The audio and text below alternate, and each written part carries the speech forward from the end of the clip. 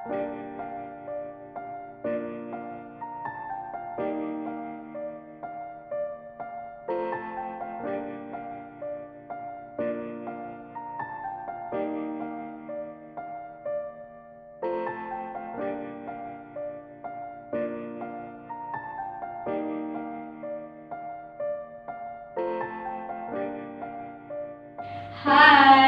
I'm Zati Emilia And I'm Riza Hawani. We are environmental technology students. and we would like to present to you about the solid waste management.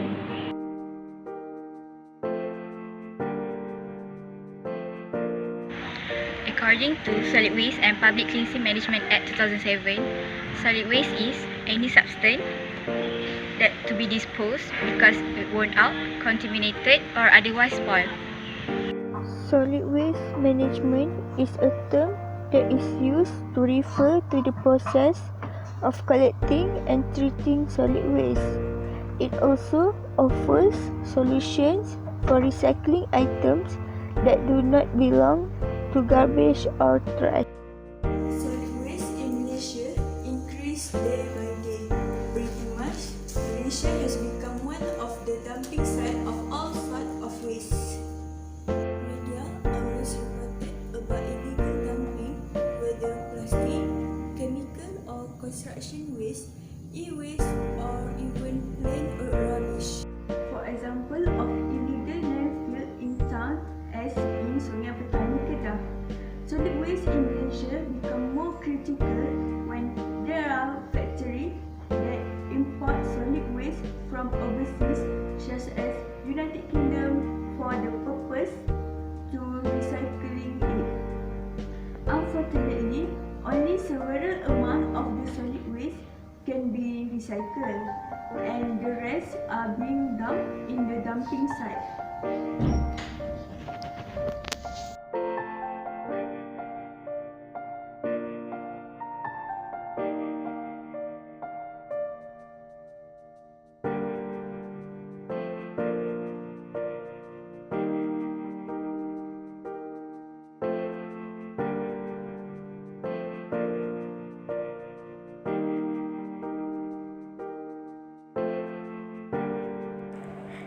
There are three types of solid waste: industrial waste, hazardous waste, and municipal waste.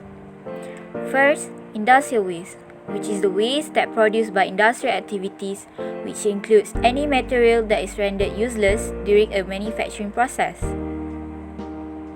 Next, hazardous waste, which is the waste that poses threat to public health or the environment. And last but not least is municipal waste, which is the waste that include predominantly household waste and commercial waste.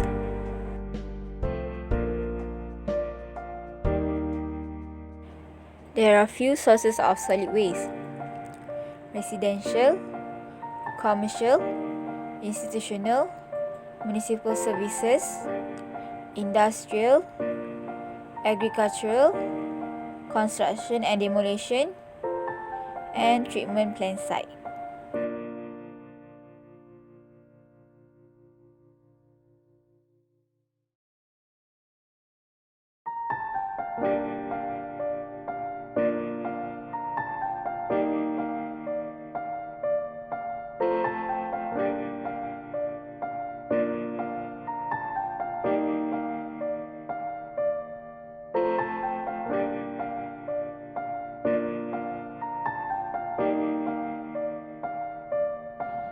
There are two factors that contribute to the opening of illegal dump site in Sungai Petani.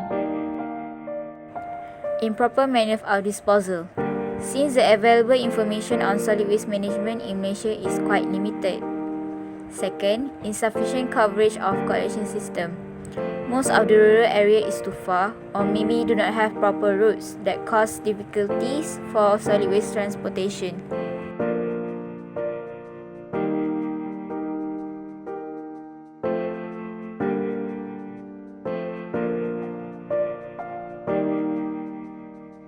Environmental Quality Act 1974 Act 127 Regulation 31, power to specify condition of emission discharge, etc. The Minister, after consultation with the Council, may by regulation specify the acceptable condition for the emission discharge or deposit or environmentally hazardous substance, pollutant or waste, or the emission of noise into any area, segment or element of the environment, and may set aside any area, segment or element of the environment within which the emission discharge or deposit is prohibited or restricted. Regulation 34, restriction on pollution of the soil. Bracket 1, no person should not pollute or cause pollution if they does not have license, as in section 21. Bracket 2, the person who emits pollutant should be deemed if he placed in or on any soil where it may gain access to any soil, whether liquid, solid or gases. Bracket B, the person who establish on any land that offensive to human being or interfere with underground water or be detrimental to any beneficial use of the soil or the surface of the land. Bracket 3, the fine is not exceeding 100,000 ringgit or imprisoned not exceed 5 years, or both, or further fine not exceed 1,000 ringgit a day for every day. In Malaysia, there are two major agencies that are responsible for solid waste management. First, Department of Environment, which is to coordinate operations on management of illegal dumping on scheduled waste and to plan and implement framework to manage pollution of the soil. Next, Solid Waste Management and Public Cleansing Corporation, or SWCOP, that was established to complement and ensure the successful implementation of the National Solid Waste Management Policy.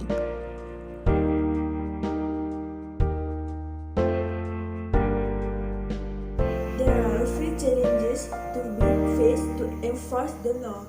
First of all, the manufacturer attitude that does not concern about the environment. To cut the cost of the production, normally the manufacturer paid to someone that does not have knowledge and certificate about the proper way to discharge the solid waste. The second challenge is there are corruption among the authorities that make the law cannot be done efficiently. Last but not least, the consciousness among the people about the environment is too low. This factor is the critical point because people normally does not report to the authorities if there are a new opening of illegal dump site unless the dump site give negative impact to them.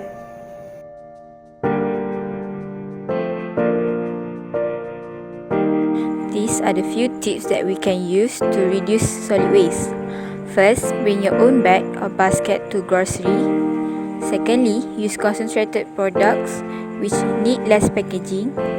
Thirdly, use cloth napkin, sponge, dishcloths instead of paper towels. Fourth, choose products that use less packaging. Next, compost vegetable scraps and garden waste. And last, sell or donate unwanted items instead of throwing out.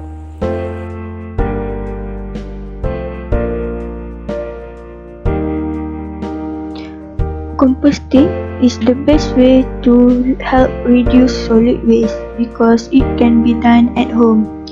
Composting is very popular to developed country because yield the stable end product.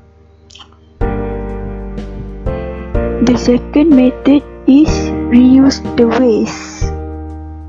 For example, if there are an unwanted tire, the tire can be reused by making it as a pot to planting. That's all from us, and we hope that you guys can gain some knowledge from our video. Bye!